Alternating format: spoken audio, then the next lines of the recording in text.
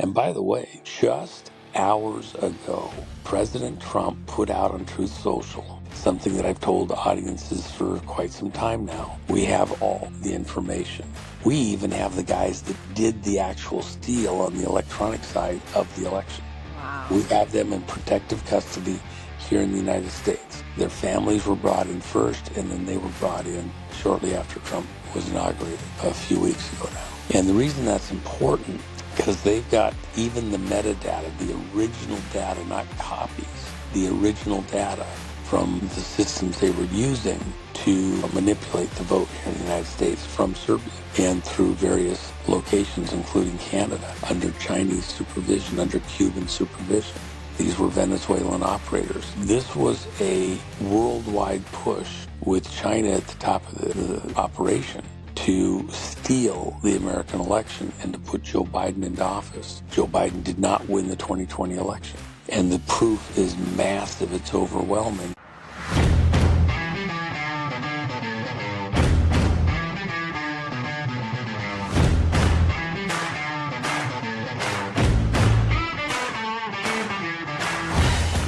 Thank you, ladies and gentlemen, for joining us once again on The State of Freedom.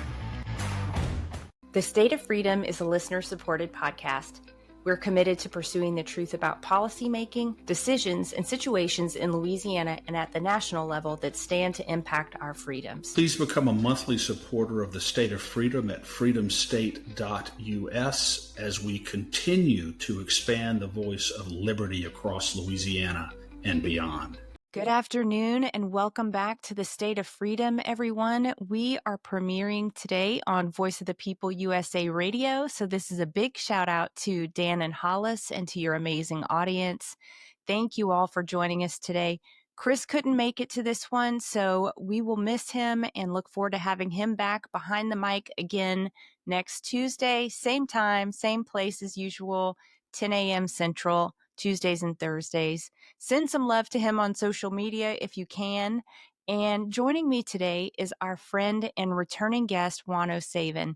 If you don't know Juan, he has incredible insights into the realities of the irregular war that we are fighting and living through. And today we will cover a number of topics, including President Trump's new executive order on elections, and what's going on with the onslaught of chemtrails that we are seeing in our skies, and what can we do about both of those. Juan, before we get into the discussion, let me read the scripture of the day. Today it is Ephesians chapter 1, verses 22 and 23. All right. And it says, "And he alone is the leader and source of everything needed in the church. God has put everything beneath the authority of Jesus Christ and has given him the highest rank above all others. And now we, his church, are his body on the earth, and that which fills him who is being filled by it." And when I was reading that this morning, I thought, gosh, that's kind of a riddle. What does it mean? And the footnotes in the Passion Translation explain it this way, that we, as we are filled or completed by Christ, we also complete or fill him. And for anyone who's been walking with the Lord for even a short period of time, you know this. This is not a one-time filling. This is not a one-time completion. In order for us to reflect the Lord and to reflect him well, in order for us to respond to situations and people and just daily life with spiritual instincts instead of natural or human instincts, we must be continually filled by the Holy Spirit. And I just thought it's so beautiful to know that our continual filling by Holy Spirit brings fulfillment and brings satisfaction to the Lord. And it reminds me of John 15:5, which says, "I am the sprouting vine and you're my branches. As you live in union with me as your source, fruitfulness will stream from within you. But when you live separated from me, you are powerless." And indeed, we are powerless without him, but with all things are possible. So be filled and united with Holy Spirit today so you can do the impossible. Well, Juan, thank you so much for coming on the show. I always feel like such a student when you're here. And as I was preparing for the show, I realized I might have more questions than time, but we're going to do our best. How are you doing today, sir? Well, the scripture that comes to mind, even with the Ephesians, I am the vine, you are the branches. And, you were grafted in to this church, this body of Christ. And so when you think about that, you can cut a branch off and it's doomed. It's going to die. It's going to dry out and die. But if you, within a reasonable period of time, do certain trimming on the branch and make it so it can be grafted in smoothly to a live tree, a live vine, and then you tape it up and you kind of nurse it along. Once the sap gets flowing again, you can have a shot at living again. So we're the grafted in branches that were doomed to the fire, and yet God, for his own reasons, has snatched us all, every last one of us. God has to initiate. We're not with it enough to initiate ourselves and then graft us in to the life of Christ. And if you are actually getting your life, your sustenance, your refreshment from Christ, then you're going to grow and thrive and live. And if you're not, not every branch that's grafted in mates up properly and survives. So, you have a high likelihood, but you've got to be able to wick that sap through your veins, that water through your veins. Christ is the source of life. That's the trees. Where do you get it? In the beginning was the Word, and the Word was with God, and the Word became flesh and dwelt among us. So, if you want that life, you probably have to be, spending some time in Scripture. Yeah. Some kind of a daily devotional, just like opening the show with a verse.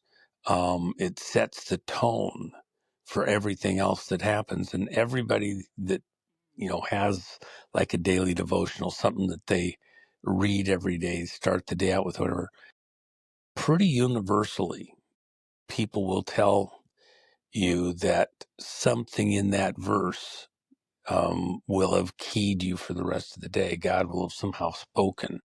And you go, oh, well, that verse applies today here or there or something else. So it's not a waste. It is, in fact, critical to get, the life flowing in your being, in your heart, mind, soul, even your body by, feeding on, digesting the Word of God. What God would say to you is life. His words are life. He spoke things into existence. You get his word inside your being, inside your mind, your body, then it will, nothing that God puts out comes back unfruitful. Yeah. So if you're getting his word into you, it will bear fruit. Yeah, you're so right. And I can't tell you how many years ago, I wish I could, but at some point I had the realization that if I started my day proactively in the Word of God, then I was not living reactive the rest of the day. Then I had to jump on the day in a way that I can't if I miss that time. And it's just been so important to me. I lived corporate lifestyle for a while, and that's not a place where you want to be reactive. You want to be able to feel like you have some sense of grasp on the day that you're taking. I appreciate that so much, Juan. Well, and the only other thing I'd add just before we go on is that, um, in combat, and let's be wise here, we're in a combat zone. Yeah. So when you're in combat, one of the most important parts of your day is the time you spend doing the mental calculations. Okay, what if, now if this happens, and you plan kind of your actions and reactions based on information that comes on through the day, that's sorting out. And most of the stuff that you kind of do the mental gymnastics on don't actually happen exactly that way. There's some confluence of them that will kind of blend together. But if you've done some of the mental gymnastics and you've kind of, plotted out what the likelihoods are for the day and then give them over to Christ, give them over to him, ask for assistance, guidance, wisdom, knowledge, and you started your day out that way, then you've kind of made an agreement to be sensitive to a move of the Spirit, to something that God himself would show you, an angelic nudge. And that's what you want. Because, I mean, think of, all the way back to the garden in a perfect day. Adam and Eve were met in the garden and they walked with Christ. Yeah. Christ wasn't born, but there's all sorts of interesting things about the fact that Christ actually walked across time, and that certain angels were given the ability to walk across time, like the angel that came to Daniel. Daniel prayed, what's going to be the end of my people? What's going to be their fate? Daniel had been castrated when he became a slave in Babylon, taken out of Israel. And he saw all of the people, slaves in Babylon. How was God going to get him out of this mess? How was he going to fulfill his promise to Abraham, Isaac, and Jacob? Yeah. For a nation as vast as all the sand on the earth and all the stars in the heaven, a heavenly and a spiritual seed and an earthly physical seed. How is that going to happen? And God heard his prayers. And then instead of just giving him a word, comforting him his heart, open a scripture, I got a special word for you.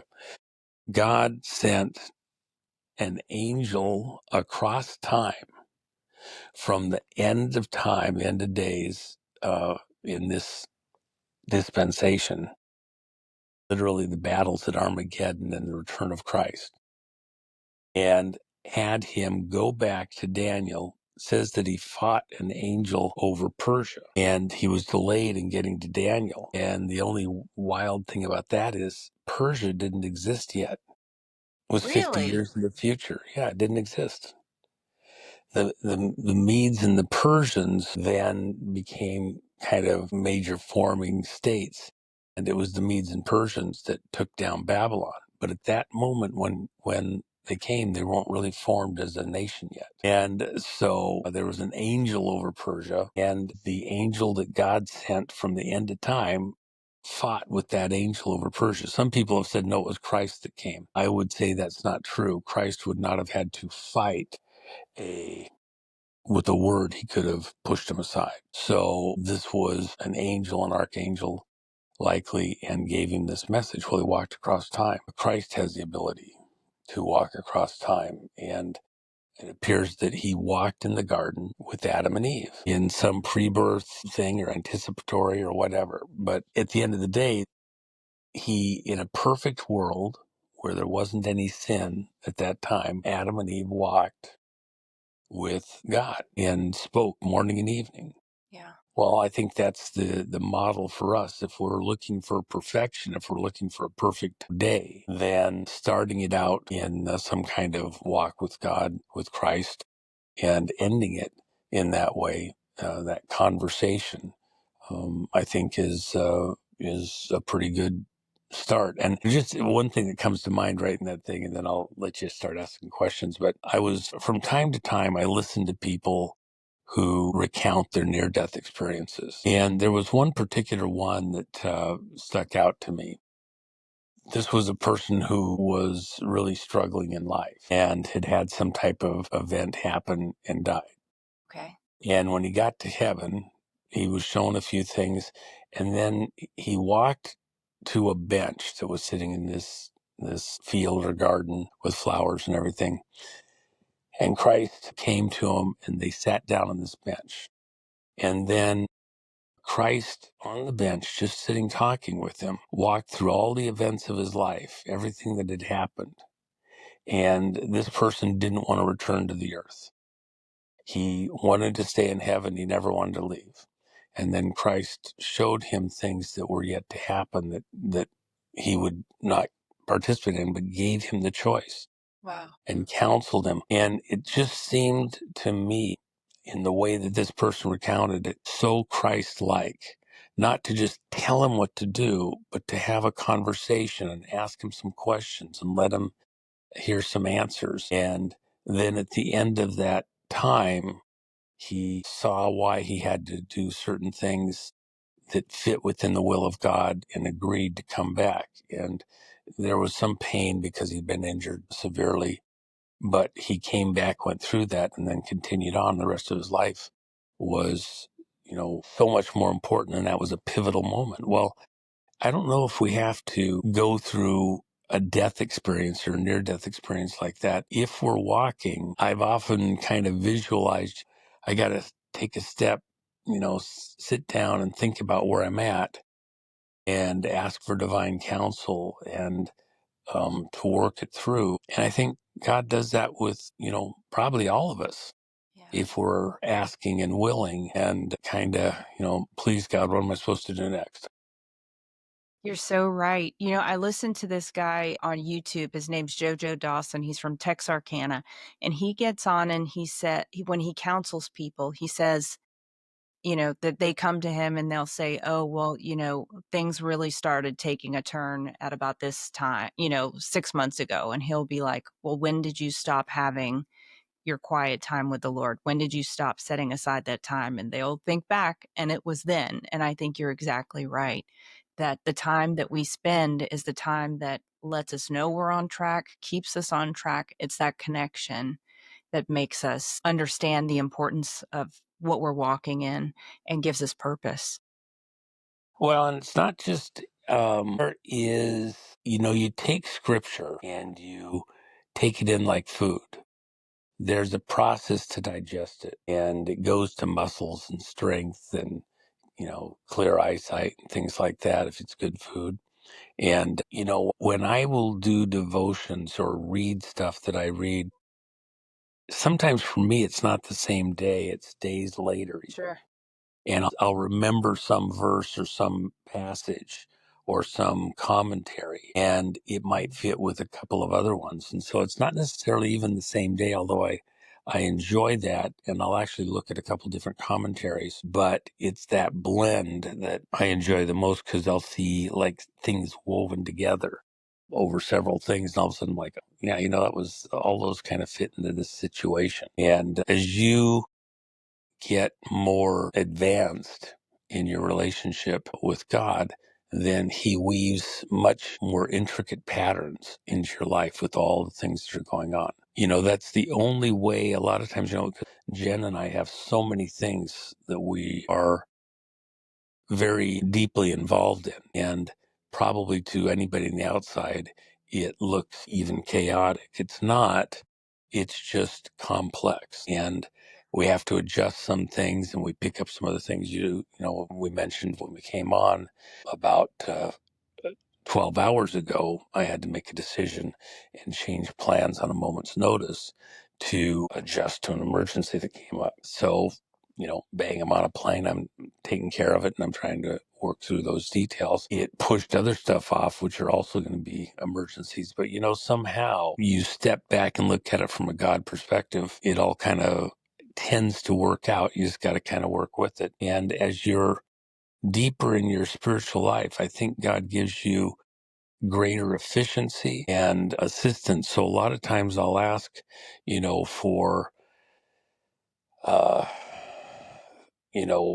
divine assistance, a parking place. I had something the other day where I needed to park right now because I needed to be in a meeting, and it was going to be complex. There was nothing around. And as I'm praying it, I look ahead about 10 cars, and there's the brake lights come on, and I'm the next car that could get that spot. Even a parking space. There's times when God gives you that extra assurance. It was like a God does have this, right? And Yep. it's little things like that that just kind of reassure you that you're in a plan or path that God has for you, and he's got you. And then the other side of the coin is Jen and I had something very important that we had wanted to get started and accomplished immediately, all the way back to last year. It was very important. And there was a couple things, even good guys, that weren't coming through the way they were supposed to and getting it done. Well, even in the last week or two, it's began to evolve that there's something else that's far more important. And if we were involved in that particular project, it might actually distract us or keep us from being able to do this other thing. So it was kind of a thank God we didn't get started there. This is far more important. And so we'll pause on that till a later time and go this route, and it will actually be better. So, and know when it's God giving it. You need to be sensitive to not think you know exactly what the answer is all the time. And then how frustrating was it for Daniel? Yeah. He was praying and fasting, and he's waiting, and God, please give me a message note. Well, the messenger was delayed by an entity over Persia, dark angel over Persia. There was something else that stopped it. And by the way, in Daniel's future, he was taken when Babylon fell into Persia and was honored there. His grave today is in Persia, modern day Iran. Really? And everybody knows where Daniel's grave is at, the prophet. And he was revered as a prophet. But the other side of the coin is it appears that was just prior to this period where the Esther events happened. And so what was this huge dark angel doing over Persia? That's where there was a plan to kill all the Jews. And then Mordecai and Esther played a part in that, where the whole situation was reversed, and those that plotted the death of the Jews themselves were killed. Well, that was all in Daniel's future and just beyond the end of his life. We know what that dark angel is now. And there had to be this battle to, protect God's people. And what was Daniel praying? What's the fate of your people, Father God? And so the messenger was even able to give Daniel the end of the Babylon Empire, where the Jews were slaves, their time in Persia, where they were contending for safety with other people that wanted their death, and then the end of all of this time. Daniel got more than he thought he was, that he was asking for. Yeah. He got the near future and the end of this dispensation as an answer. And the delay was what gave him time to get that information just from the angel, that dark angel over Persia. So we have to be a little bit understanding that our emergency isn't necessarily God's emergency, and his timing, it's hard at times, but his timing is his timing. And that's where faith and trust come in. Yeah, gosh, and learning patience, for sure, learning patience. Well, better to be patient than be a patient. Well, that's true. Well said. Well said. We've all had instances crop up where we could use the advice or skills of a trusted attorney.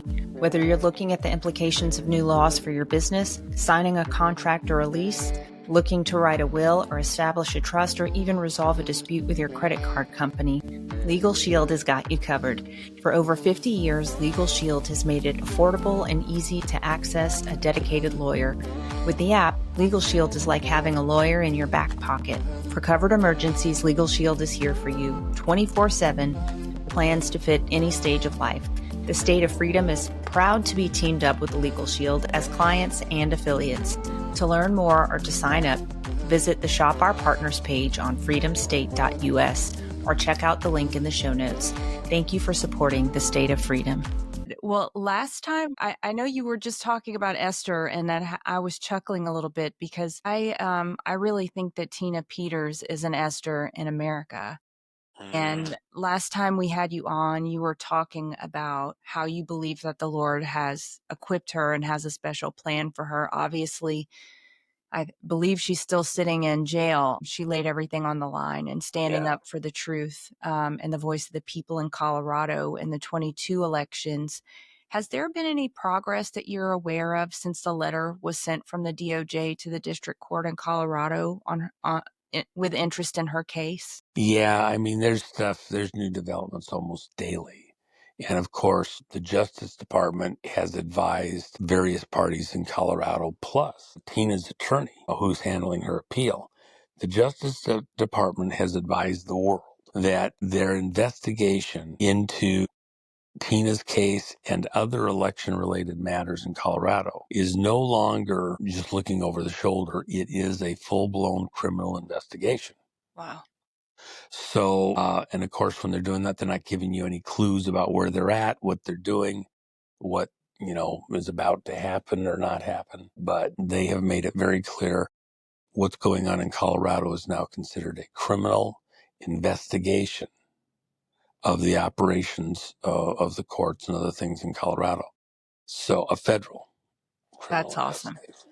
That's amazing and well And I deserved. said very early on, I said, as Trump came in, uh, Colorado and the officials in Colorado can dig their heels in, that their rights as a state to do these prosecutions are their rights and the feds can't trample over them. But to the extent that they're trampling over federal rights, federal civil rights that every citizen has as a member of the United States, beyond your state citizenship, gives you certain civil rights protections. And just like it was the feds that came into Alabama and said, we're going to protect the civil rights of people in Alabama. And if the state courts aren't going to take care of education properly and protect kids and students so they get a fair, even education, then we're going to step in and mandate how this is going to run here. That was a civil right. If the vote situation in Colorado is diluting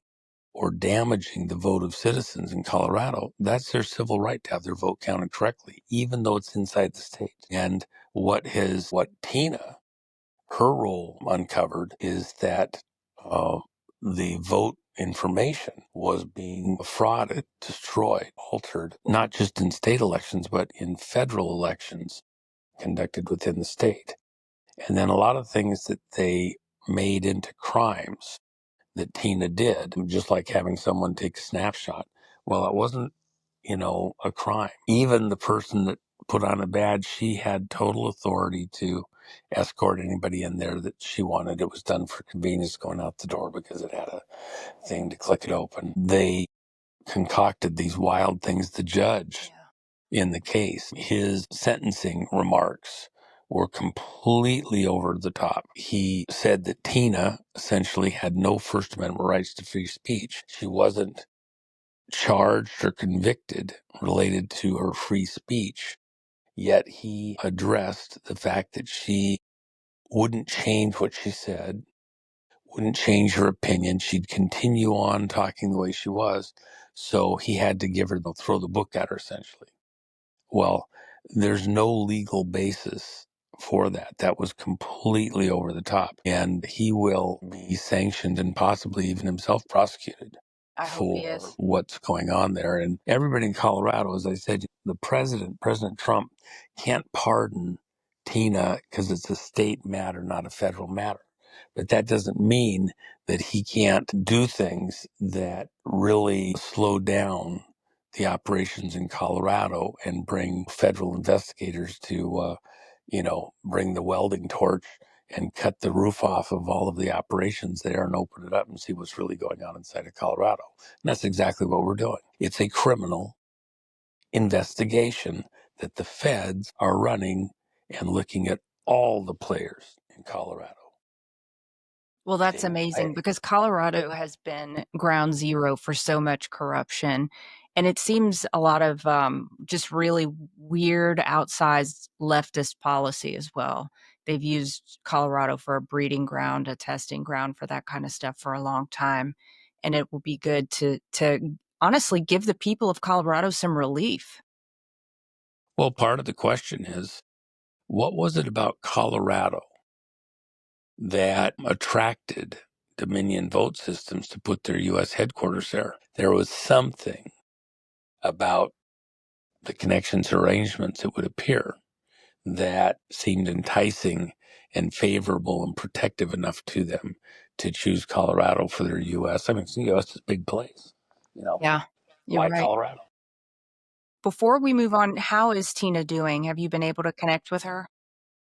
I think she's doing a little better now. They moved her to a county where the sheriff is pretty, straight and narrow, runs a straight game. A couple of the jails that they were putting her in, the one at Mesa County especially, she got solitary confinement for burning the toast. Good grief. Okay. By the way, Jen had a great comment the other day. We have the Megador in chief, and we have, taglines for some of the various players. But when we get Tina out, we were thinking we were going to go ahead and get her one of the Megador jackets and have her as the Toastmaster in chief. I love that. I bet she's not, I don't know. I don't even know what to say how you think back on this, how she's going to look back on this time other than to be grateful that she's not in it anymore. But it's just the conditions of the jail, I understand, were pretty horrible, and the treatment has been horrible. And I just pray that we start Tina's story and other stories that are equally unjust need a fair hearing. I think she will be at the tip of the spear leading criminal justice reform in this country when she gets out. Well, I think even beyond that, first off, I think I heard the date they were planning on moving her the first week of April to a state prison, which is a bit different. And they bounced around in these county jails, and that was pretty brutal. But where she's at right now, she's not quite as bad as it was before. But she's 70 years old. If you were in your 20s, it would be difficult. It is difficult. And then she's a cancer survivor. So the food that they have is the kinds of things that would trigger the cancer back on again, literally. So she has to be very careful of the mystery meat bologna that they want to give her with their 2 slices of white bread and some of the other stuff that's there with the condiments and sugars and like that. So she's really down to, she'll have a slice of bread and she'll have a piece of fruit, whatever they have that day. And it's not crisp fruit. It's, the kind that they decide they're not going to sell in the supermarkets, send it to the prison. She's, Sick. and so for a cancer survivor, that's a very serious thing. And then she should be out on bail while her sentence is appealed because it's going to be overturned. It will be overturned if not in the state courts, in the federal courts, because the trial was run fraudulently. But they've refused to even let her out on bail. She's no threat to society. Right. The judge said she was a threat to society because she'd talk about what she saw in Colorado. Well, yeah, he's a threat. She's a threat to that crowd, Right. because they're involved in all sorts of dastardly activity. So, yeah, they need her shut up and locked down. But yeah, there's no reason that she couldn't be out on bail. Murderers out on bail. Yeah. And there was no number. I mean, if they said she has to have $10 million bail and an ankle bracelet on in case she's going to run, if her conviction is stood. Okay, I probably could find $10 million from people that would pay it. Yeah. That's why they want no bail. No bail. Anybody else gets bail? No bail, really. Yeah, So, it's unbelievable. Well, keep us yeah. posted on her, Juan, because she is just such a warrior, and I have such a heart for Tina. I feel, she's a sister in Christ, and she's just such an inspiration to so many people with her courage and the integrity that she has faced all of this with. So I just, when you talk to her, let her know that we're rooting for her. We still think about her all the time. We're praying for her daily, and we're looking to see her on the other side of this. Well, the only thing I'd also add there, look at where Tina's at. Her son, she's a Gold Star mom. Her son passed away in a skydiving accident while in military service. But once she became a problem for the people in the state of Colorado, they attacked her in her relationship with her husband, who was suffering dementia and living in a care home. These are high school sweethearts. And they convinced him to sign some paperwork, even though he's suffering from dementia. And next thing you know, they cart him off to Arkansas. And then she's on an ankle bracelet and can't travel without all sorts of extra permission and everything else. And disaffected them when he was in his greatest moment of need. Yeah. And he passed away there. It was horrible. We worked very hard to help Tina there. A number of friends stepped in and helped her through that.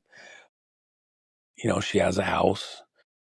She's had pets, and yet she had to, get things put away and set up so that she could get ready to go to prison. When you're 70 years old, maybe you got 20 years, maybe you only have 10, maybe you have 5. Every hour, every minute becomes more and more precious.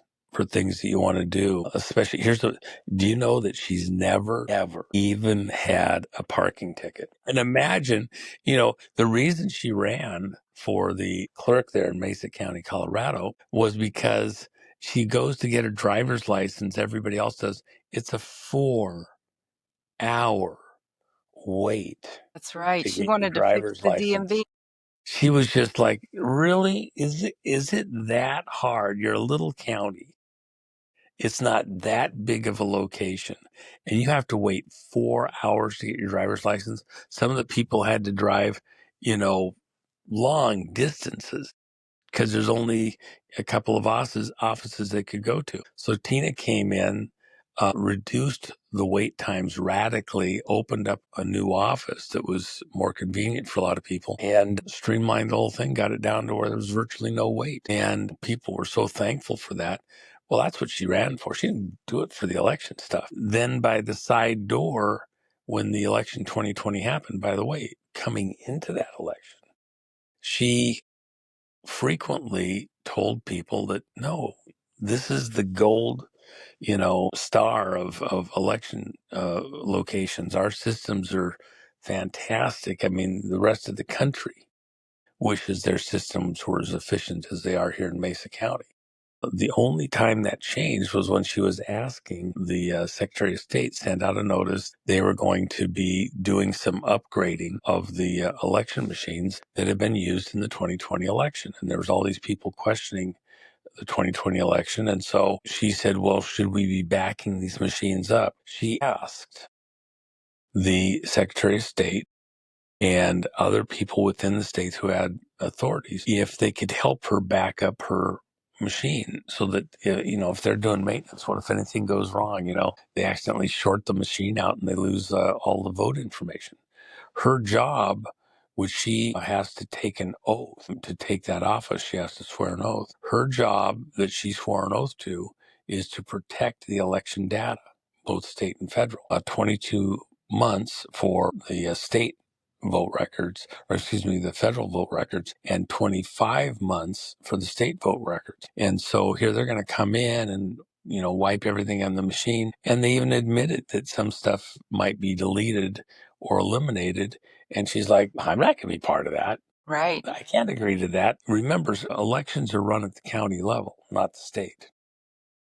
They're not run at the federal level. They're run at the county level, not the state or federal. So the county clerk is the person responsible for that data for the voters in their county and where the precincts are, how they're manned, all that stuff. That's the clerk of the county's responsibility. So when the state wouldn't help her back up her machine, she alone had authority and responsibility over the machines in her county, not the Secretary of State, not the governor. It's her job to maintain that data. And if they weren't going to participate and offer her means to a solution, she reached out, asked other people, what can I do? Who can I get to help? And actually got a person who was certified and authorized at the federal level to protect and handle and be involved with vote machines. And what she did was excruciatingly simple. All she did was back up, like you'd back up your computer, is back up the information inside the Dominion machine. So there was no changing anything. It was just making essentially a copy, a photograph of everything in the machine so that when Dominion's people came and worked on it for hours and hours and hours behind the closed locked door, anything that they did, we could compare before and after. And that's exactly what happened. After they were done, another photo or copy was made, and then investigative work was done and showed that all sorts of files had been deleted, all sorts of information had been erased, and was very disconcerting. I'm so looking forward to the other side of Tina's story because it's just unbelievable what they have put her through for literally doing her job and telling the truth. Yep. Well, and she's gone through, 4 years of scrutiny, hell, disaffection, harassment. Yeah. The papers. Physical threats. Right? Yeah, well, and the papers in Mesa have done dozens and dozens and dozens of articles. My gosh, you'd think she, was some horrid person. I mean, you can't even talk nicely in nice audiences about the horrors that they did to her and harassment like that. And the criminal investigation is warranted. There's going to be collusion found between various players and communications found between various players doing things to personally attack and set up Tina and coordinate actions against her and her husband. I don't think it's going to be a very nice day for the people in Colorado that targeted Tina, I hope it's not. I hope it's a very terrible day for them, because honestly, they deserve it. They really deserve it. Juan, let's talk a little bit about what's happening on the election integrity front at the national level. Yesterday, President Trump ordered the declass of the Crossfire Hurricane files.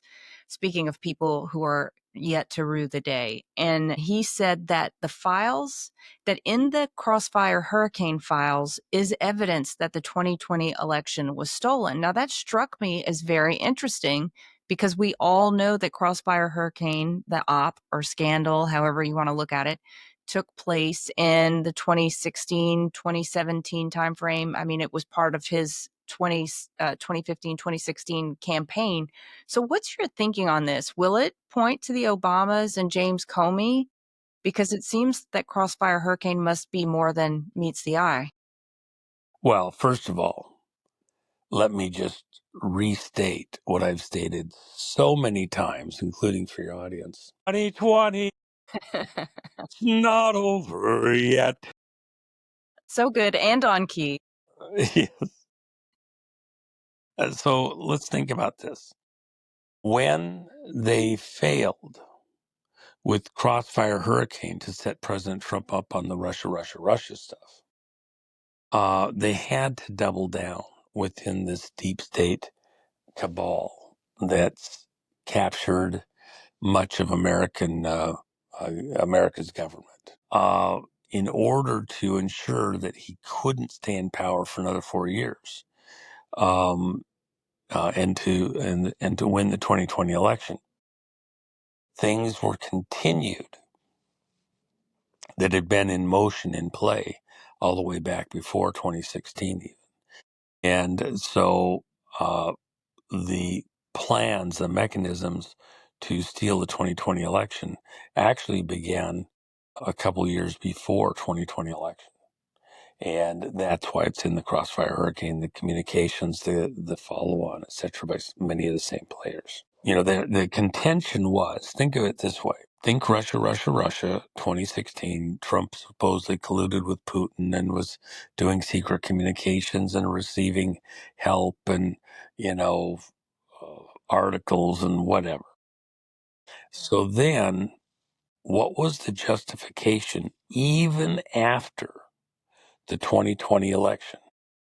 What was the justification for providing? There was an executive order 13848, which said that for every federal election that was done in 2018, every federal election henceforth, essentially the kitchen sink of all investigative capability of the United States, everything in Homeland Security, all 17 agencies, 16 plus the director of national security. All of it had to be thrown at looking for any interference in any elections in the U.S. by people outside the U.S., foreign interference. So that's not some person inside the vote system machine in Colorado. That's foreign assistance. Okay. In this case, it was China, Cuba, Serbia, Venezuela, some out of Canada. And then there's some other places that we haven't really talked about yet, but they came into the U.S.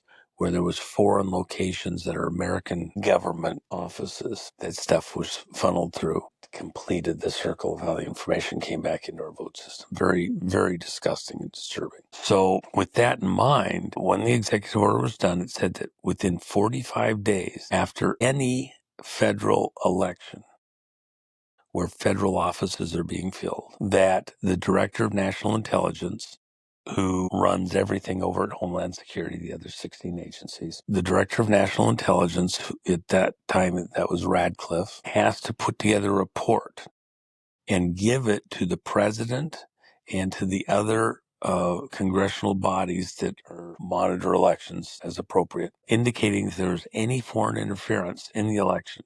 And then it's an interim report. And that way, before you get to January 6th, certifying the election, you had a couple weeks to look at this, and essentially a month before the election handover of the baton from one presidency to the other occurs. So when Director Radcliffe got to the 45 days, a couple days beforehand, in 2020, he did a couple of news briefings for media and said that he was not going to be able to provide his 45-day report to President Trump on time. It was due on December 18th, 2020. And he said the reason why is because some of the agency heads, which he didn't identify, of the 16 intelligence agencies refused to provide their data. And there was chatter at the time that the logic, the reasoning why they wouldn't provide the data is that Trump was a Russian agent. Trump was colluding with Putin. Right. Trump was not trustworthy, so they were justified. And then the agency heads weren't named, but excuse me, was head of FBI, head of CIA, Right. Type of stuff. Now, what Radcliffe should have done, my opinion, he should have given the 45-day interim report to the president and to Congress, and then identified that it's incomplete because these agency heads refused to give their data. And then Congress could call them in and call them on the carpet. What the hell are you thinking? What's your logic? Because we'd already gone through all the Russia stuff. It had been shown that Trump wasn't in collusion. There's no way. What right did Comey over at the FBI have to not provide his intelligence materials from the election to the Director of National Intelligence? He had no authority. That was insurrection. Yeah.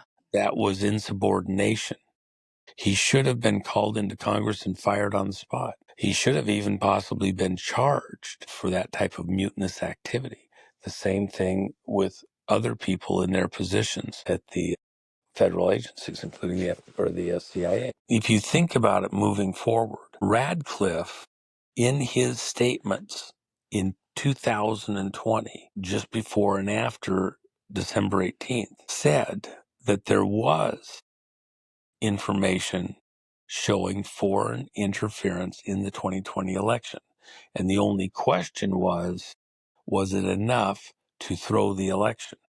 Which, because they didn't get all the data, they couldn't determine. So if you remember, and just for the sake of history, remember when Trump put out the call and asked Americans to show up on January 6th and make their presence known, as Congress was going to certify the vote or not. There was talk by some of the people in various states that they were going to ask to send the electors back to the states from certain states and verify their data. And that was a pretty hard thing. About a third of Congress and the Senate were ready to send the electors back and have them recheck their data, do an investigation. What was being asked for was a 10-day pause to verify, especially within 7 states, if the vote had been done correctly according to state laws in those states, and if the information was accurate, or if there had been any mischief in those states. 1 million plus Americans show up in the dead of winter. Biggest crowd in Washington, D.C. in history, by the way. And then the drama, the setup on the January 6th, the riot, was a complete setup. Yeah. And before we're done, we will see that Nancy Pelosi helped orchestrate it, directly had her hand on it, and others joined her. So when you get there, that was election interference also, because they Ted Cruz out of Texas was calling for, a pause. It was a legitimate request, and they powered right through it. After the Capitol was opened up and the people came through, everybody paused, and Later, after the crowd was gone, Congress came back. And instead of the states that were going to object, they were intimidated into just going along, hurry up and voting and getting this done. Yeah. And so then America got 4 years of a president who was fraudulent. And by the way, just hours ago, President Trump put out on Truth Social something that I've told audiences for quite some time now. We have all the information. We even have the guys that did the actual steal on the electronic side of the election. Wow. We have them in protective custody here in the United States. Their families were brought in first, and then they were brought in shortly after Trump was inaugurated a few weeks ago now. And the reason that's important, because they've got even the metadata, the original data, not copies, the original data from the systems they were using to manipulate the vote here in the United States from Serbia and through various locations, including Canada, under Chinese supervision, under Cuban supervision. These were Venezuelan operators. This was a worldwide push with China at the top of the operation to steal the American election and to put Joe Biden into office. Joe Biden did not win the 2020 election. And the proof is massive. It's overwhelming. And these people are in the custody, protective custody of the Justice Department right now.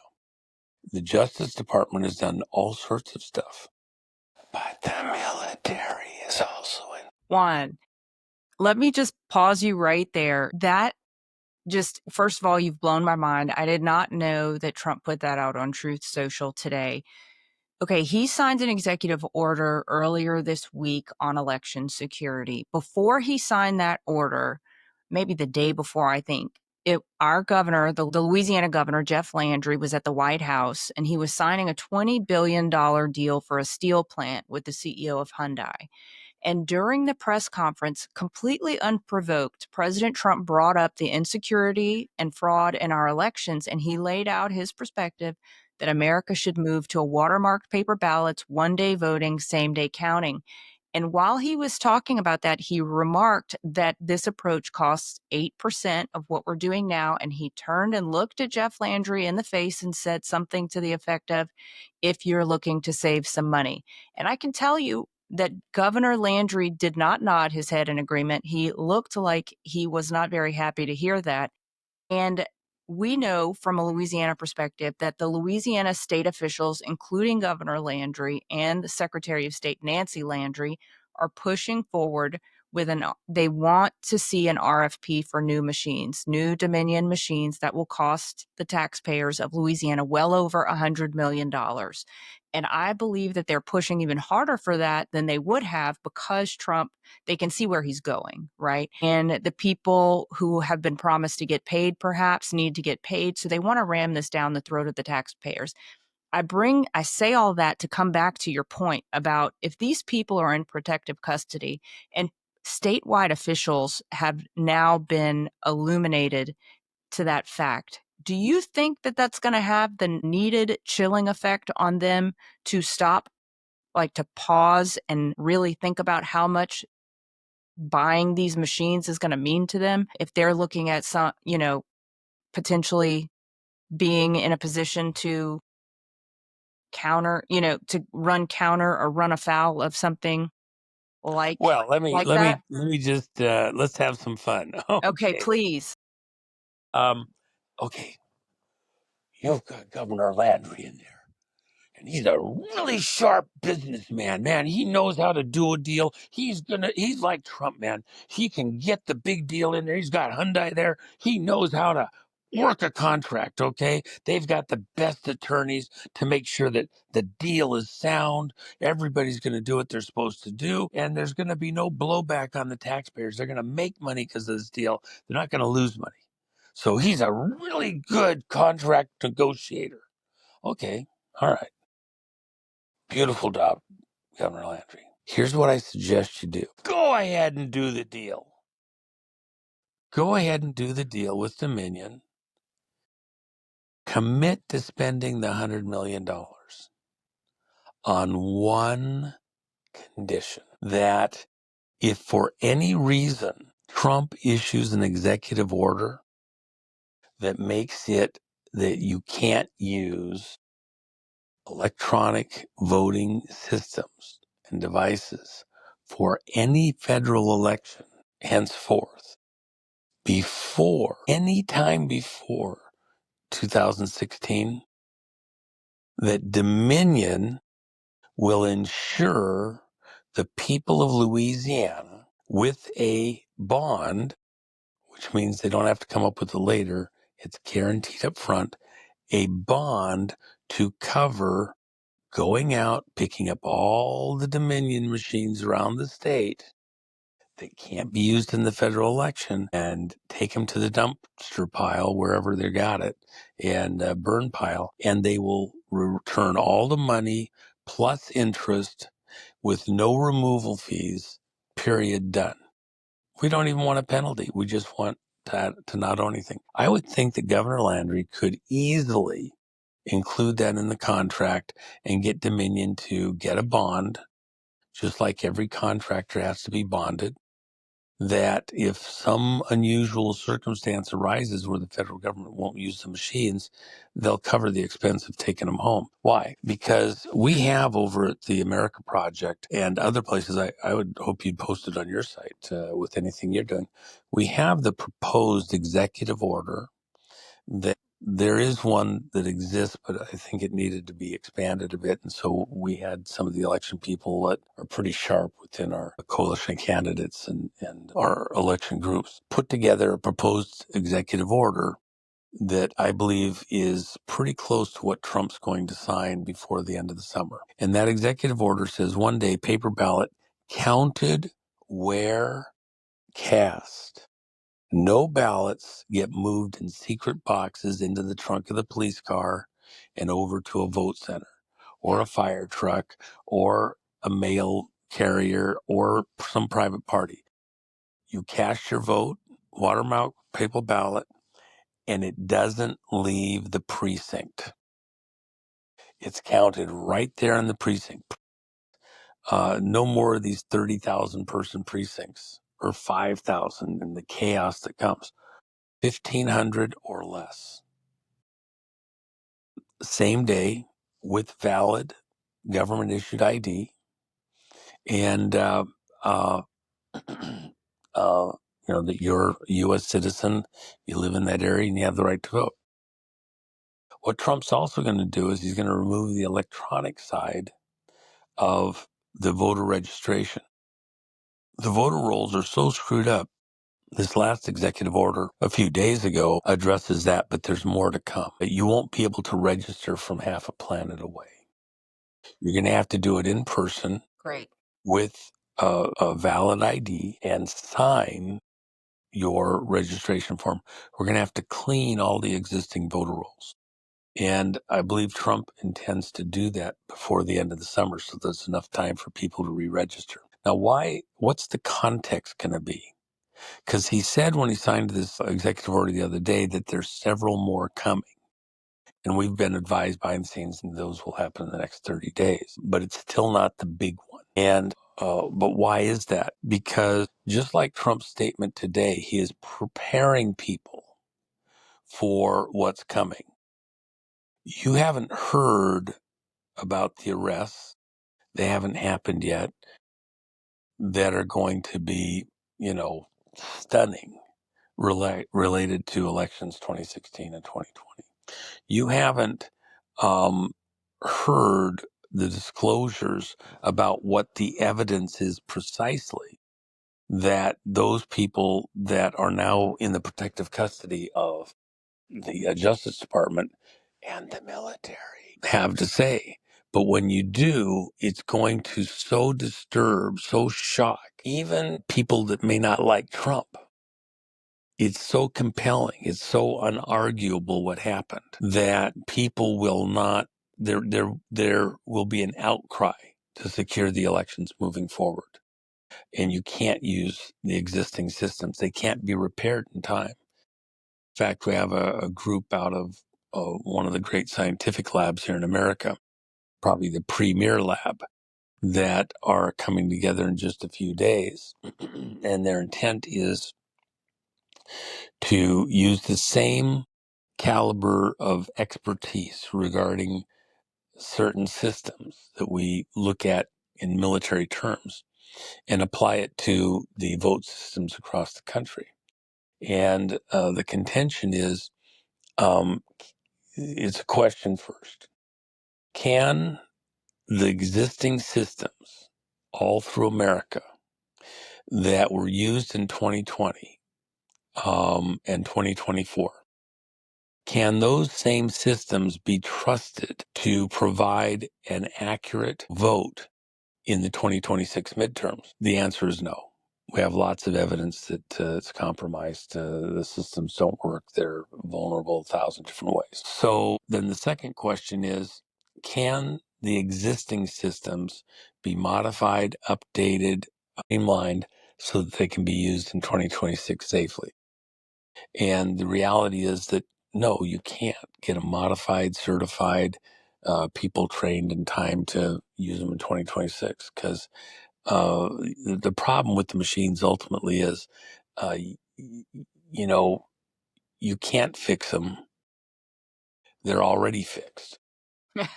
So then the third question is there electronic vote systems out there somewhere in the world that can be purchased for any price and then put in place, the people trained, the systems validated, verified, etc., in time for the midterms in 2026?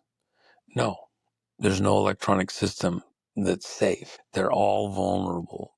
You know, the systems right now are being frauded in about over 50 different ways in the electronic system. And then there's the paper ballot issues. Ballots printed in China, brought through Singapore and to Vancouver, BC, and down to Seattle and out across the whole country through the mail system, trucked there by new trucking companies, not the old ones.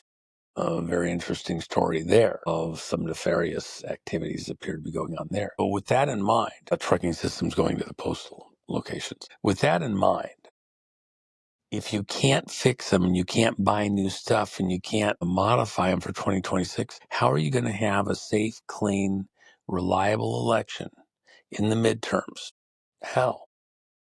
The only way is exactly what the executive order will require if Trump signs it, and that is same day paper ballot, counted where cast, no transporting the ballots, smaller precincts, 1,500 and smaller, with valid voter ID and a voter roll that is new and fresh and clean and pure, and not a revamped old voter roll full of all sorts of holes and falsities, etc. You're going to have to re-register everybody. Start from scratch. You can't fix, all these companies. I can tell you there's about a dozen companies have all sorts of solutions to clean the voter rolls. None of them gets to 100%.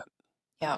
I remember when Tina came on, she even recommended every 2 years. I mean, if you have to go and get a license renewed every couple of years, what is it to you to go ahead and delete the voter rolls every 2 years and just start fresh? Yeah, I think it might be too frequent. I think 4 is probably adequate, but Tina and I have talked about this before, and she makes a very good case why it would be every 2 years. We had Jen and I did over to Hawaii to her place and stayed with us for a couple of weeks while we were helping her prepare for her court stuff. Tina is a sharp cookie, and she has been talking with vote people all over the country while this saga has played out. So if I had to defer to anybody and their logic, it would be Tina. But I still kind of think if we did it every 4 years, that's adequate. Yeah, it'll still be a vast, vast improvement on what we've got. That's for dang sure. Juan, Well, because we'll also be very careful yeah, that it won't get the momentum. We won't have people still voting at the same precinct that are 140 years old. exactly. We're not going to let that happen. I have a suspicion there are quite a number of those here in Louisiana. What does your instinct tell you, or what do your sources tell you? When do you think we will start to see arrests? That's what everyone wants to know. People want to see justice. Do you have any sense for when that might start trotting out? Well, there is a sequence to it, I believe. The oldest investigations are the ones going back to 2015 and 2016. And the Russia hoax. So Cash wrote a book on this. He knows it front to back. He knows all the players. He knows all the frauds. Cash getting in at the FBI, where he would start is where he has the greatest knowledge and he knows that the cases are the most mature. So all they've done is pulled out the aspects that they already had and they're polishing them up nice and shiny bright and putting them in the proper order and paginating everything. I would say that, and Cash has said, he said just Monday, that everybody needs to be prepared. High profile arrests are coming and they're imminent. It's very soon. Why would you start with the Russia stuff? It's the oldest stuff. It's where a lot of this stuff really got going. And by the way, the players involved include the Obamas, Brennan, Comey, Hillary. Mm-hmm. These are all known, people and a bunch of peripheral around them. So when that would be a first round. And their interference, you got to remember something. Russia didn't just go after Trump. It went after America. And the reason that I say it that way, look how quickly President Trump has been able to move on so many fronts to help the country and to trim the ship out and get things on a path to working right again. He came into office under a cloud. His, for example, Flynn was going to be his national security advisor. One of the things that people need to kind of keep in mind, go back to Trump, he becomes the elected president-elect. Hillary concedes the election. And then about 2 weeks after the election, out of nowhere, Admiral Rogers leaves his early morning briefing, throws a couple papers in his briefcase, goes out the side door, surprises his driver, doesn't tell anybody where he's going, has him drive, turn left, turn right, and takes him to Trump Tower. Nobody knew he was going there. Nobody. Rings the doorbell. Hi, I'd like to talk to President-elect Trump.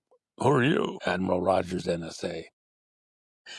And by the way, just so you understand, biggest dog on the block worldwide is National Security Agency. They're 10 times the size of the CIA on budget. They get everything. And Admiral Rogers goes up, shakes hands with Trump. Nice to meet you. Congratulations. And then he opens up his briefcase and he starts putting papers out on the desk in front of him. And Trump reads them for just a couple of minutes, realizes they are transcripts of conversations that he had only hours before inside the skiff, which is supposed to be a secure communications conversation where he was at. Trump stops everything. He was going over people he was going to put into office. What kind of players were they? People like General Flynn. Do you know that when Trump met Obama just days before they were going to hand over and Trump was coming into office and Obama was out, they had less than an hour conversation. You know what half the time was spent talking about? Well, a third of the time was spent talking about? General Flynn. Obama was telling Trump, don't use General Flynn. He's that, accused him of being a Russian spy, having bedded a Russian spy at a thing Stephen Halper put on over at Cambridge. This traitorous American that was the unindicted co-conspirator in Iran-Contra, who was on DOD's payroll while he's supposedly just a professor over at Cambridge. And he was trying to set up Flynn. He set up Papadopoulos. They were attacking people inside the Trump camp. I think, and I don't know it yet, we'll see what comes out, that, I don't know if people in your audience know this. Comey was accused by an FBI officer who was present in the room when two other FBI officers that are portrayed as honeypots were commissioned by Director of the FBI Comey in 2016 to go infiltrate, actually 15, go infiltrate Trump's campaign. Wow. And they're honeypots. In other words, it's a sex angle. Yeah. And they were trying to get in with people inside the Trump campaign and find out what they can find out. This is before Crossfire Hurricane. This is before there was any information that Trump might be colluding with the Russians. In other words, a goose chase. Just go see what you can find. Mm-hmm. For all of these agencies, there has to be an initiating thing where they have some type of trigger. Yeah. That there's a reasonable expectation that something nefarious is taking place that requires, investigative oversight because a crime may have occurred or is about to occur. But there was nothing in that time period that justified, sending in undercover agents into Trump's campaign. So what Comey did was criminal.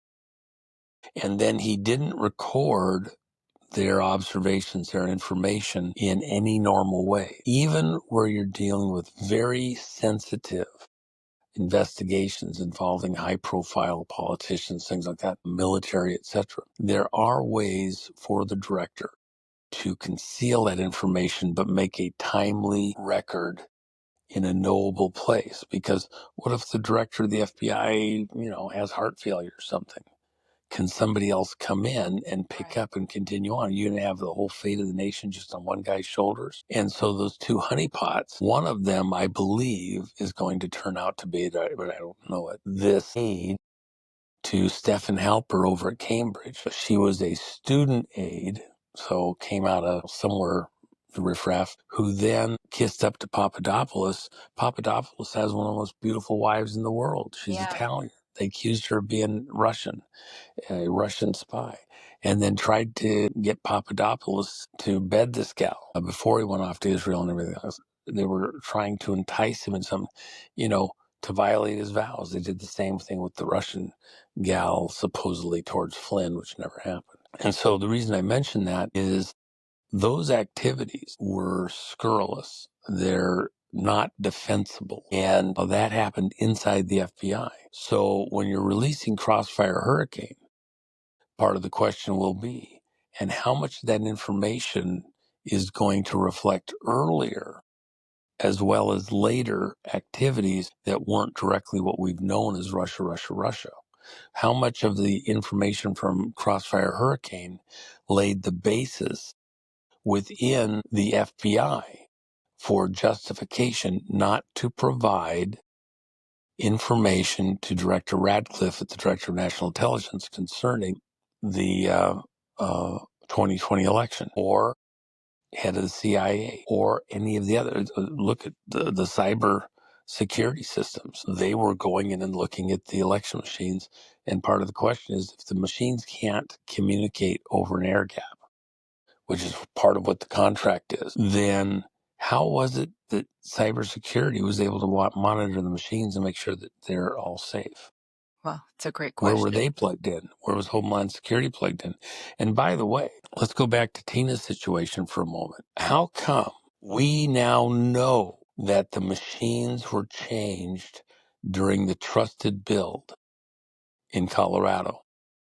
Is it possible that part of the criminal investigations is that whereas the state of Colorado should be prosecuting Dominion for violating their contract, should be canceling their contracts with Dominion because they violated their contract to protect the election data for the state offices and for the federal election data. And when they did their trusted build, it destroyed the data. We have the proof. That's what Tina obtained.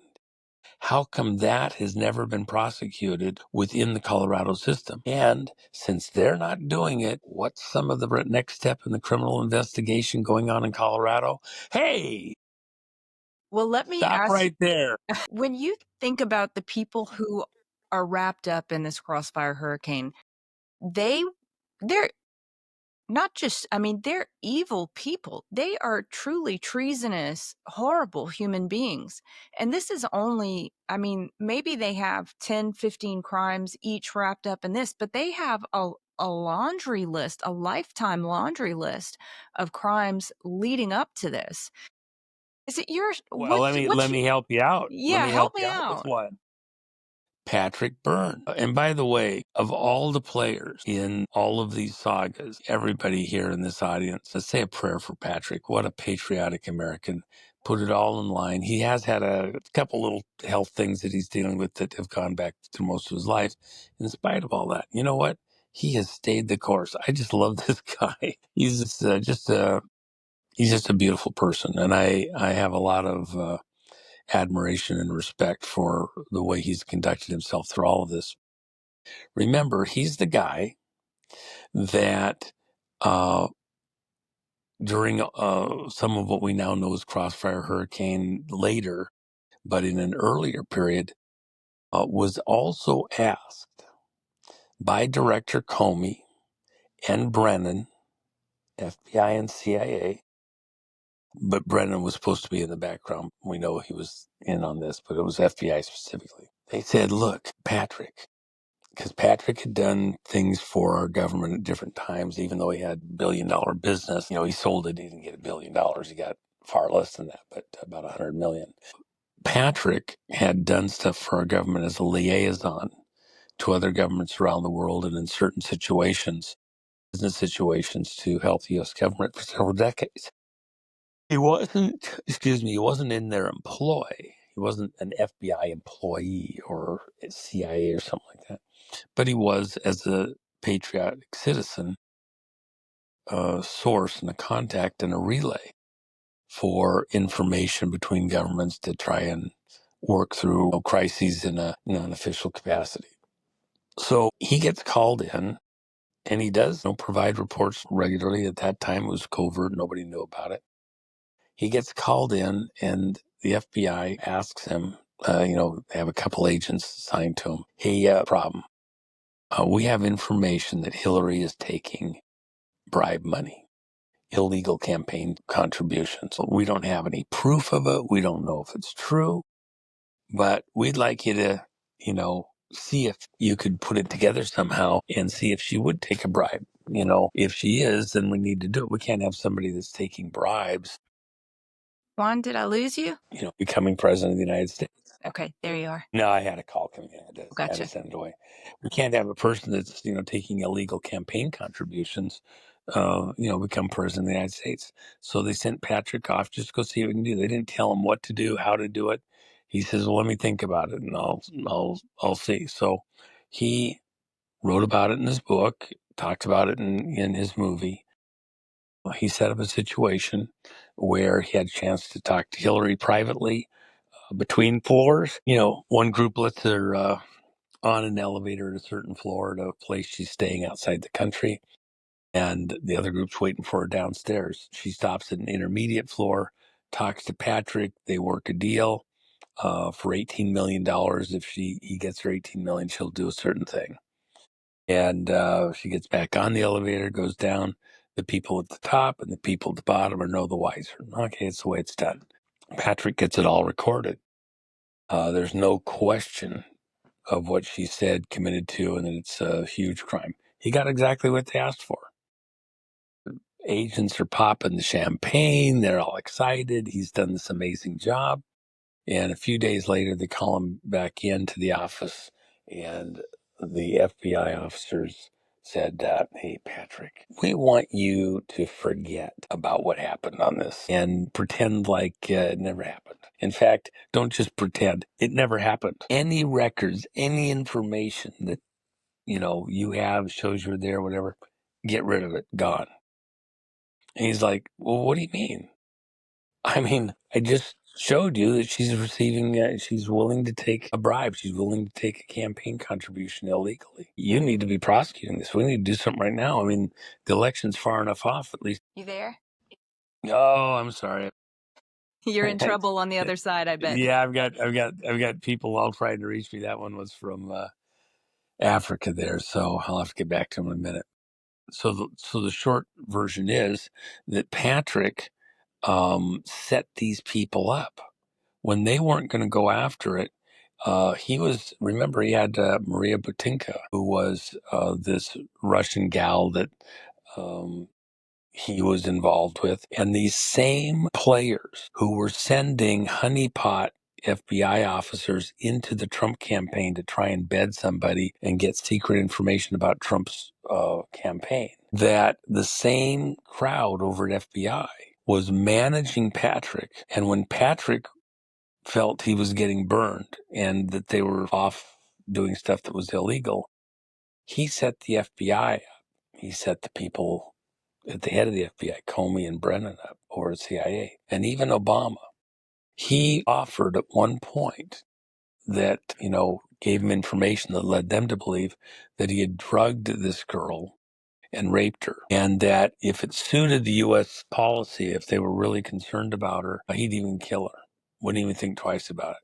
No problem. You just give me the word. She's gone. And the actual FBI officers that were managing Patrick, they were livid. They were mad as hell. They were ready to freaking, you lay one hand on that girl, we'll kill you ourselves. In other words, there's still plenty of good guys at the FBI. All right. But the word came down from above to keep using Patrick and not to get rid of him.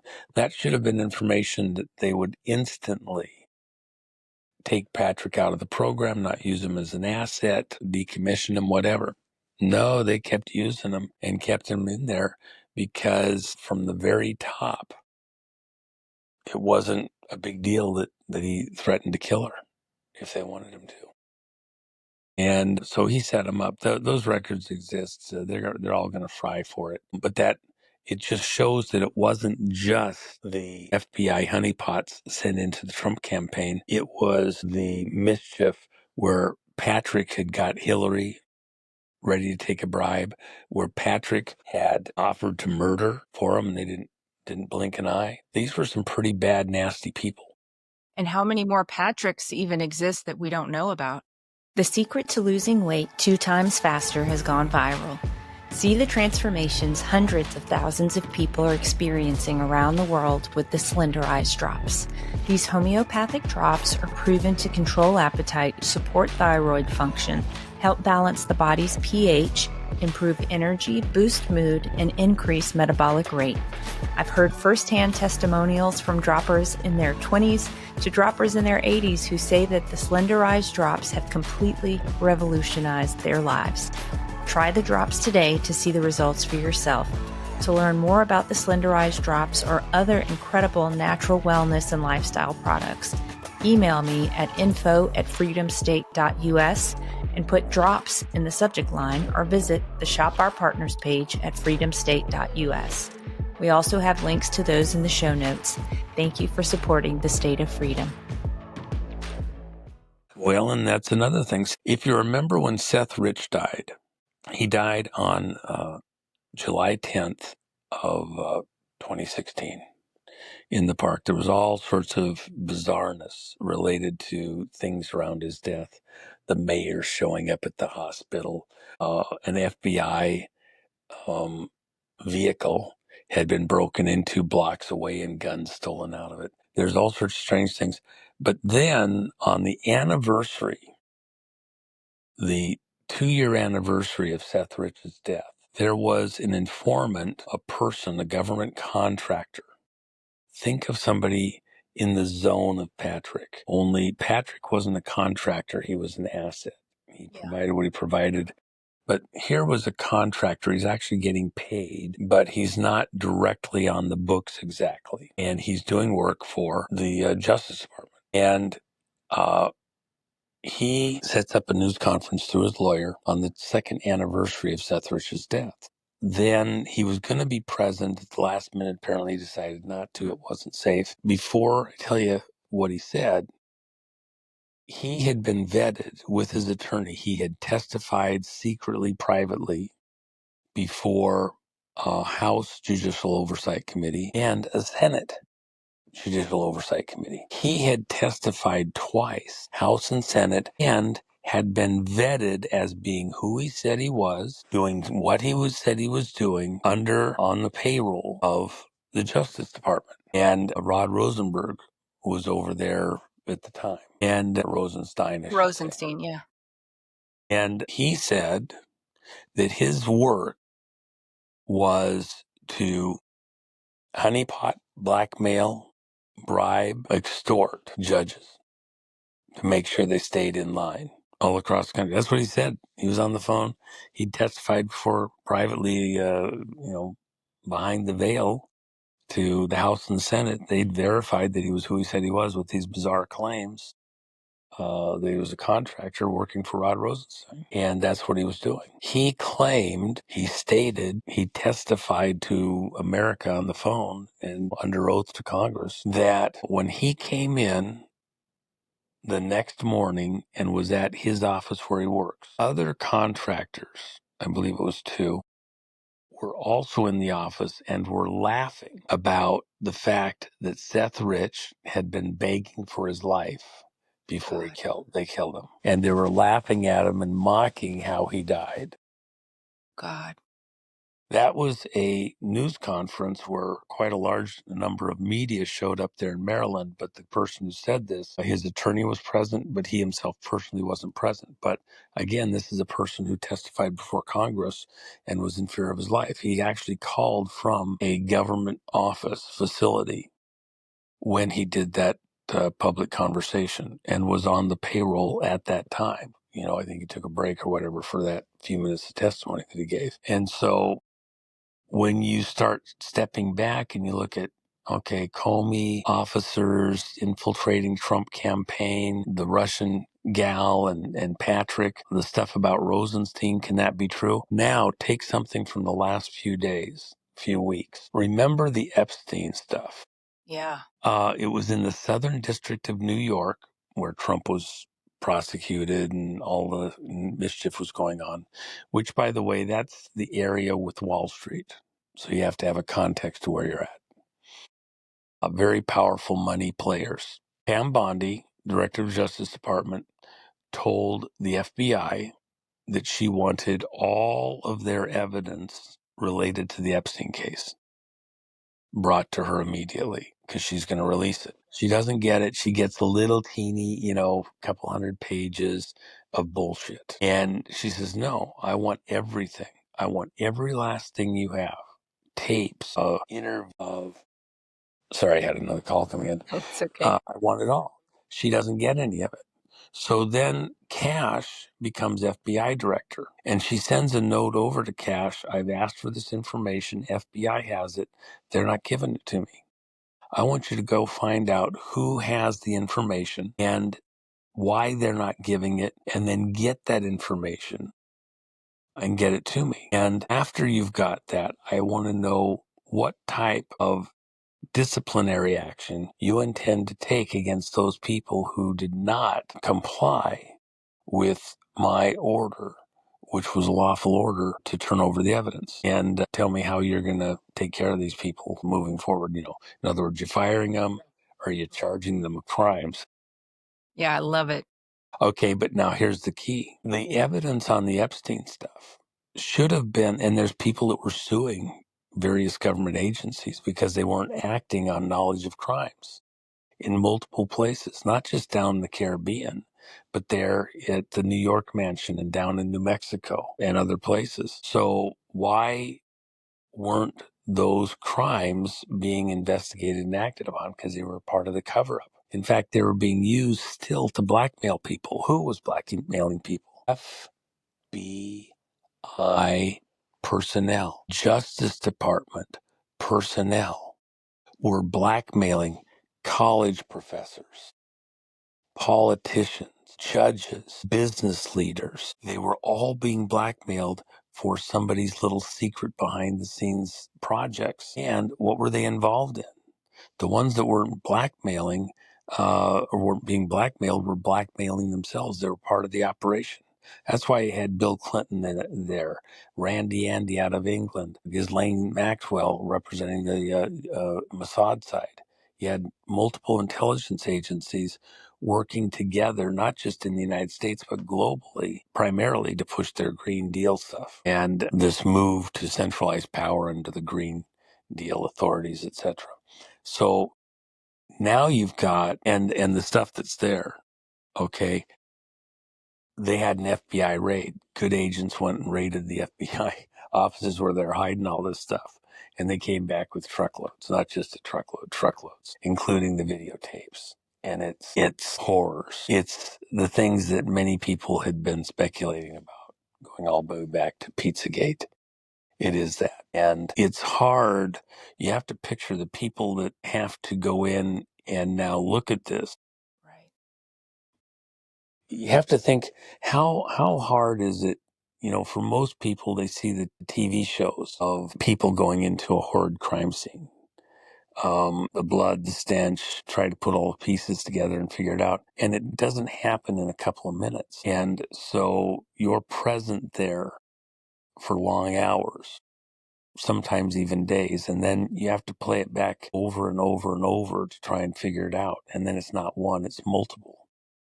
That work sears the soul. Yeah. But somebody has to do it. And you do it in large measure, not just to see justice done against the person or persons that perpetrated the crime, but to honor the person or persons who aren't here to represent themselves, aren't here to defend themselves, and their loss of their most valuable possession, their life, under some horrid circumstance, oftentimes just, mindless almost. And so here are people having to go through these tapes. And because Epstein recorded everything. So the subtle side conversations, the enticements, or the honeypotting, the blackmail, everything. Wow. He had it all. So now you have to watch not just the girls you've heard about, these teenage girls, but other things even more dastardly. And in many cases, you're watching the last moments of life of human beings and the way that they were treated or dealt with. And that you can't get it out of your mind, your heart, your soul after you've gone through that. It's a very gripping thing. Prayers required for those and you have to do it. Yeah. Somebody's got to do it. How does it affect those people? What, you're out having fun with your family, you're doing other stuff, and you're thinking, and I get to do this. There's almost like a survivor's guilt oftentimes for the people who do this, because it's hard to just go enjoy, because you know that others aren't here to enjoy that through some dastardly thing. And then you're like, but for the grace of God, would it be my family? Would it be me? Would it be my friends? And it's out there. It taints you. And it's grace of God to be able to go through some of that stuff. And there is a mass humor. Sometimes you can be a little lighthearted about it to try and get through it. It's kind of a defensive mechanism. But at the end of the day, I had to go through video and photographs of some of the things going on in Congo right now that have happened over the last several months. It's just, with the murders of the Christians. Yeah, the beheadings and murders. And so, it's one of those things you have to address it. It's like when a person dies and the family members come and wash the body, and then they place it in the grave, and each one grabs some dirt and puts it on the grave. It's so that in their mind, they know that person has died. Sometimes people are in denial that someone they love is actually gone. And so that's part of a physical act to reinforce that whatever your thoughts are, you were there, and place the dirt, till Christ comes. That's where they lie. And that their body lies. That's where there's a certain solemnness to what transpires. Now, you look at the Epstein stuff and you think of all the people that have to go through it, thousands and thousands of hours. And then they have to go back over it. Okay, so this is this person here. There they are there on the camera. Here's the conversation that was recorded here. Here's where that person was coming to meet that person. Here's what happened. Here's the other people that were there, and you got to figure out who their names are. And, well, we see them here and here and here, and that's so-and-so. Now we figured out It's who like he is. years worth of crime scenes. Well, yeah, it maybe is even worse because even beyond that, you have multiple crime scenes within the Epstein tapes, including the stuff out in New Mexico. And plus there's crossover to other groups. Remember, you've got Diddy out there floating. You've got a dozen other islands in the same area where Epstein's island is at. In the NXIVM case with the women. Allison, someone.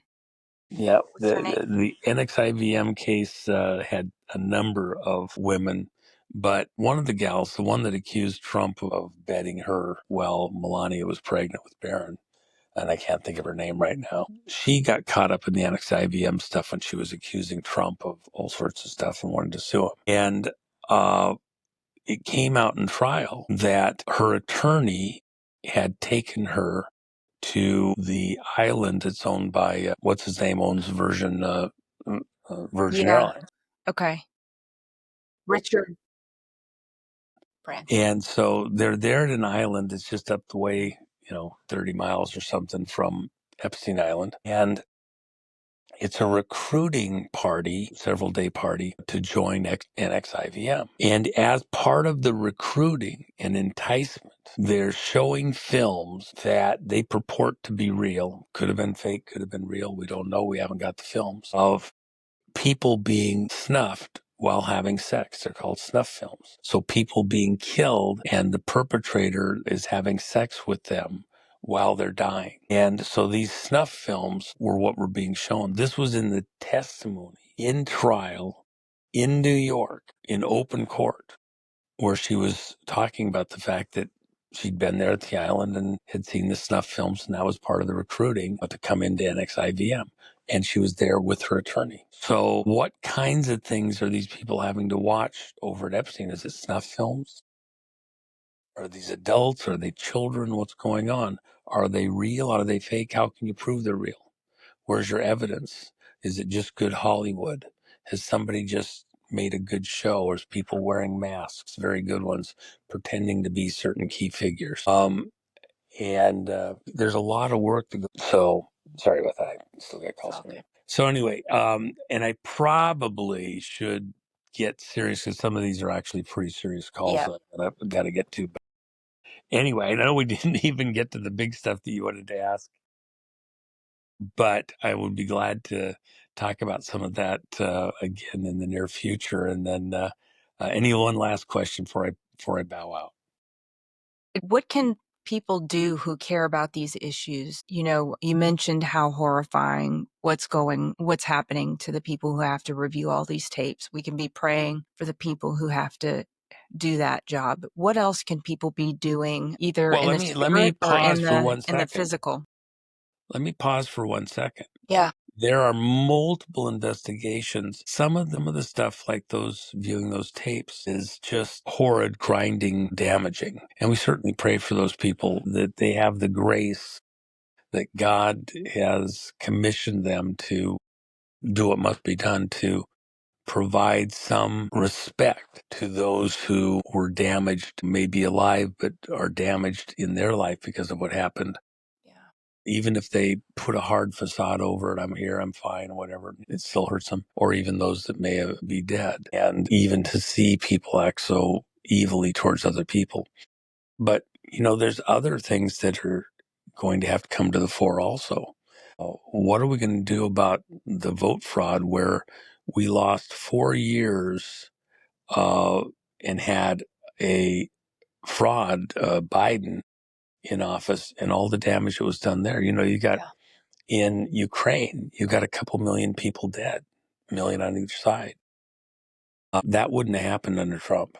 It would not have happened. That they stole the office, pirated the ship of state of America, and then went about that war costing unfathomable amounts of money. The total damage and repairs and loss of production and life and everything else. If it was $1 trillion, it's probably higher than that. How many lifetimes of work are people in America doing, and then their life energy is going to pay for the murder, the killing, the homicides there in that region, just because somebody, needs to make a few bucks building their defense portfolio and making a buck on Wall Street. Then you just don't stop there. In Yemen, in one half the time, they've killed twice as many people. Trump just went in and started to act there. In fact, somebody went over to the Congo and was trying to tell the president of Congo that he needs to work together with the terrorists. He's going to have a blended administration. He's got to do it.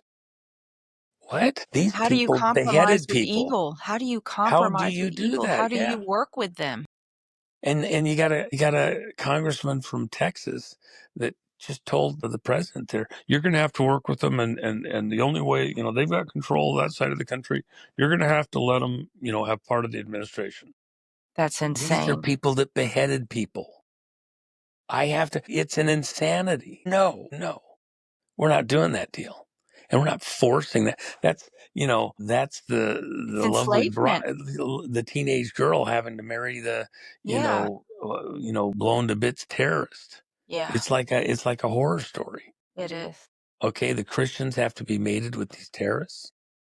Congo, most people don't realize this. In the ground wealth, the people in the Congo are arguably the richest population in the world. Yeah. But they can't get access to it. They don't have stability. Their government's all messed up. And by the way, Are we to blame they're for over that? 90% Christians. Yeah. Okay. So, and you're going to make them made up with the terrorists just because they're terrorists and they can control a broad area because they have guns and they're willing to behead women and children from a church. Okay. They were in the church to live safely because the terrorists were doing so. They come in the middle of the night, get them all to come out, and then kill them. So Can you sick. imagine what it's like?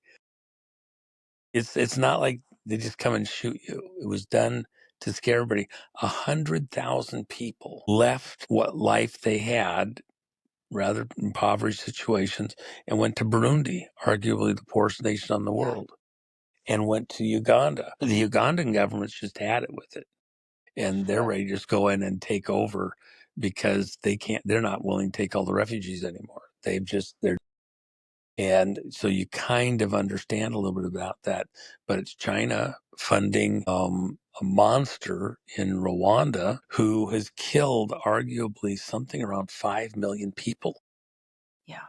It's sick. Okay, we're going to go in there and try and get that stopped and stabilized. And this is important work. It is important work and close to my heart. I don't know if you would have any reason to know this, Juan, but I worked in Africa for a long time. That was my career before podcasting. So I'd love to stay in touch with you on what you're doing there as well. Yeah. We as Christians need to understand that these are our family and they're in imminent peril and danger. And as screwed up as the government is there in Congo, they are trying in a desperate situation not to be forced for business reasons and political reasons, to allow these people in to be part of the government, because they won't exist in a year or two. It'd be like, the North Vietnamese showing up in Saigon. Yeah. It'll be a purge. It'll be horrible. You just can't do that. And so for some congressman out of Texas to say, well, but you're going to have to because you can't control that. And, you just got to face the facts. That's really? so insane. Come on, man. That's not us. So No. anyway. Well, Juan, you've been so generous with your time. Thank you so much for making a way where there was no way this morning. I really appreciate you coming on, and we look forward to having you again. And if you have any desire to give updates, know that you're always, the door's open over here for you to come. Well, I appreciate that a lot. Well, thank you, sir. We'll be praying for you and the good work that you and your team are doing. And tell Matt we said to get better. Yeah.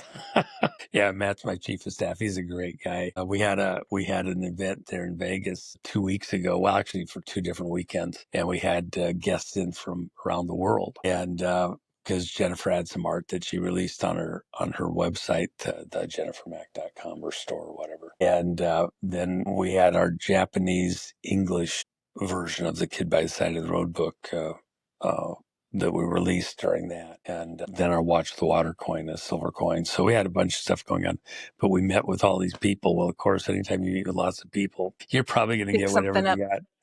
Yeah. So most all of the staff that was there, we had a great time, but everybody had kind of a cold for a few days afterwards, and we're all kind of just recovering. Probably too, because there's a lot of stress goes into that. You get pretty exhausted trying to make everything happen. So they were all pretty exhausted, but it was worth it. We had a phenomenal time. So anyway. Well, good. Well, blessings to you, sir, and you get some much needed rest as well. All right. Beautiful. I appreciate getting to talk with your audience. I hope they got something out of it. I know they did. I did as well. Thank you. All right. Night, folks. Thanks for joining us today on the State of Freedom. Be sure and check out the show notes for this episode. You can always go there and find the calls to action and resources mentioned in the show, and you can find out more information about our advertisers there as well. If you want to learn more about us or support our work, visit freedomstate.us. To get involved with Louisiana Citizen Advocacy Group, visit lacag.org. We'll see you next time. God bless.